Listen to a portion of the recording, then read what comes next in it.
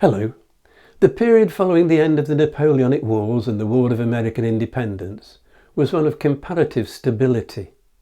Britannia ruled the waves, acting as the world's policeman, suppressing slavery and combating pirates. In 1816, Admiral Edward Pellew, Viscount Exmouth, in command of an Anglo-Dutch fleet, forced the release of 3,000 Europeans held as slaves in Algiers.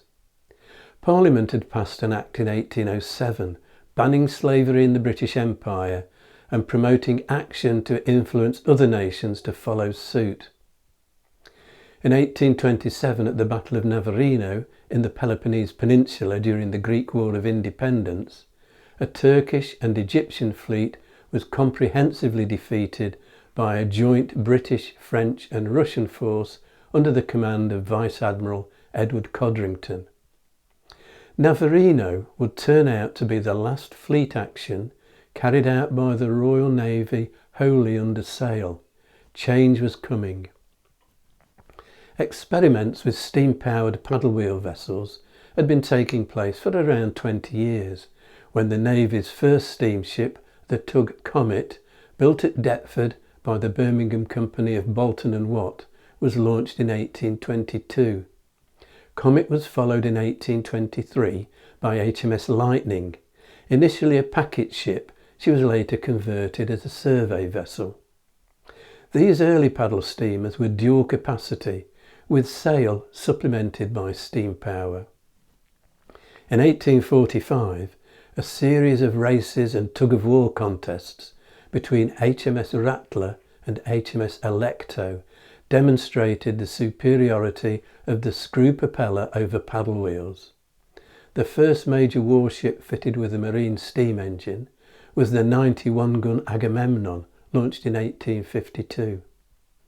By the outbreak of the Crimean War in 1854, explosive shells had been developed against which wooden hulls were no protection. In 1859, the French Navy produced a warship called Gloire with an iron-plated hull. The Admiralty's response was the frigate Warrior, launched in 1861, more than half as big again as the French vessel, and the first armour-plated, iron-hulled warship. Its deterrent value perhaps reflected by the fact that Warrior's 40 guns were never fired in anger. Warrior was soon joined by a sister ship, Black Prince, both vessels still dual capacity. Warrior had a typical complement of around 600 crew, so below deck conditions were cramped, but her captain had a spacious cabin and officers all had their own individual cabins and shared a wardroom equipped with silver, crystal glass and a fine bone china dinner service. It was a tradition with officers throughout the Royal Navy that politics, religion or ladies were never discussed at dinner. The most advanced ship in the world, Warrior captured the public's imagination. During a 12-week tour of Britain in 1863, cheering crowds turned out wherever she went. Charles Dickens described a black vicious customer as ever I saw, whale-like in size and with as terrible a row of incisor teeth as ever closed on a French frigate. But the rate of technological change was gathering pace. Within a decade, the innovations of Warrior and Black Prince were overtaken by developments in armaments, including the self-propelled torpedo, making warships vulnerable to attack from much smaller vessels. In 1877, the Royal Navy's first steel-hulled ship, HMS Iris, built at Pembroke Dock, was launched. By then, HMS Warrior had been transferred to the reserve and Coast Guard duties. She was taken out of service in 1885 and stripped to a shell.